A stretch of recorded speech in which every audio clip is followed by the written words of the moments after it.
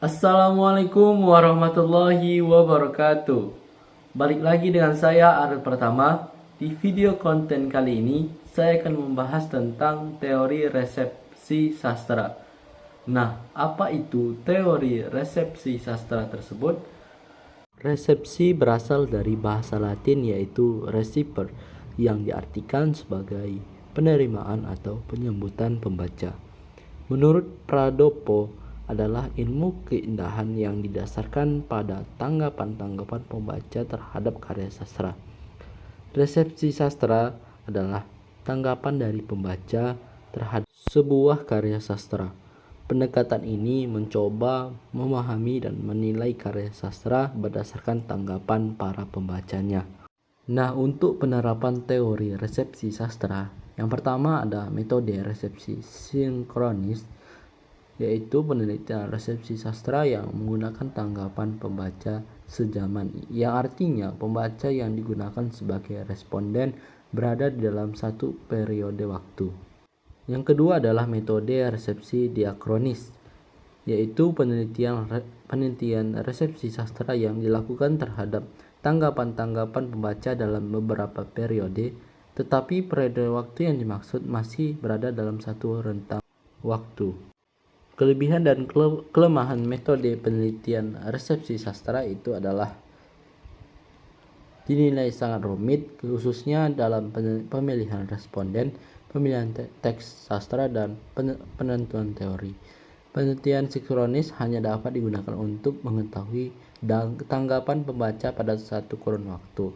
Nah, untuk kelebihannya yaitu responden dapat ditentukan tanpa harus mencari artikel kritik sastra yang terlebih dahulu. Dapat dilakukan pada karya sastra populer. Nah, di sini saya akan menganalisis sebuah novel yang berjudul Tenggelamnya Kapal Panderwick dengan menggunakan metode teori resepsi sastra. Dalam novel ini mengisahkan tentang pertentangan adat istiadat hingga berakhir pada kematian. Tokoh utama dalam novel ini adalah Zainuddin dan Hayati. Mereka adalah sepasang remaja yang tidak bisa bersatu karena adat. Zainuddin adalah orang keturunan Minang namun dibesarkan di kalangan Bugis.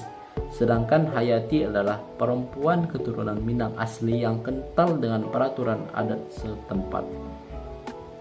Hal ini tampak pada saat Zainuddin melamar Hayati melalui sebuah surat yang akhirnya dibalas oleh keluarganya. Surat itu adalah sebuah penolakan di atas nama adat. Disinilah peran membaca untuk memberikan penilaian. Terkait dengan kutipan di atas, mungkin pembaca yang ada di masa kini menilai bahwa tindakan tersebut merupakan kekejaman peraturan adat, atau mungkin mereka beranggapan bahwa adat ini merupakan suatu tradisi yang egoistis tanpa mementingkan perasaan. Berbeda dengan pembaca yang ada di masa lalu, mungkin mereka menilai bahwa kejadian seperti ini tidak asing lagi, karena orang-orang pada zaman dahulu masih mematuhi dan menekankan adat-adat yang berlaku. Konflik dalam kisah Hayati dan Zainuddin yaitu sebuah berupa letusan yang tepat pada dadanya, maka sebuah surat yang kedua dari Khadijah yang mengaku sebagai temannya Hayati laksana sebuah bom yang meletus di tentang kepalanya. Ini adalah sebagai kutipan surat dari Khadijah. Hayati kini telah menjadi keluarga kami, telah diterima oleh kaum kerabatnya permintaan kami. Dia telah bertunangan dengan abang saya Aziz, yang sekarang tengah bekerja pada suatu kantor di Padang. Dari kutipan di atas, pembaca akan menilai bahwa benar peraturan itu menjadi tolak ukur seseorang untuk mendapatkan seseorang yang sesuai dengan adat kebiasaan. Dua bulan lamanya Zainuddin sakit yang boleh dikatakan penutup dari zaman angan-angan remaja dan pintu zaman yang baru untuk kehidupannya.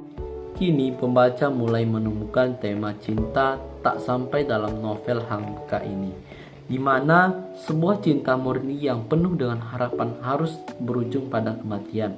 Pembaca pula akan memberikan makna bahwa cinta memang tidak bisa dipaksa, karena dalam cinta hatilah yang berbicara.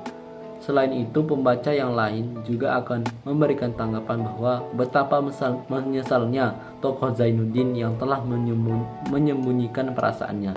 Hingga ajal menjemput barulah dia mengatakan bahwa hidupnya hanya untuk Hayati seorang. Setahun kemudian Zainuddin pun meninggal karena sakit. Sekian dari video saya, mohon maaf apabila banyak kekurangan. Assalamualaikum warahmatullahi wabarakatuh.